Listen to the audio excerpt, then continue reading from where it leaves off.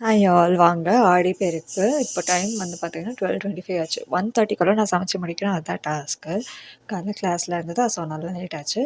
So first வந்து குளிச்சுட்டு வந்ததுக்கு முன்னாடியே வந்து பருப்பு ஊற போட்டிருந்தேன் வடைக்கு.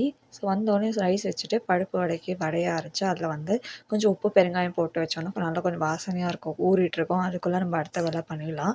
ஸோ அதுக்கு தகுந்த மாதிரி உப்பு பெருங்காயம்லாம் போட்டு மிளகா வந்து போட்டு அரைச்சிட்டேன். போன வாட்டி பண்ணும்போது மிளகா வந்து போடாமல் அரைச்சேன்.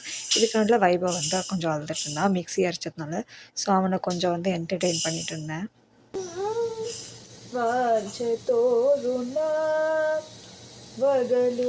அவனை என்டர்டெயின் பண்ணி முடிச்சதுக்கு அப்புறமா பார்த்தீங்கன்னா வடை வந்து போட்டு முடிச்சதுக்கப்புறம் மோர் குழம்புக்கு அரைக்க ஆரம்பித்தேன். மோர் குழம்புக்கு இஞ்சி பச்சை மிளகா தேங்காய் அதெல்லாம் போட்டு அரைச்சோடனே திருப்பி அழ ஆரம்பிச்சிட்டான்.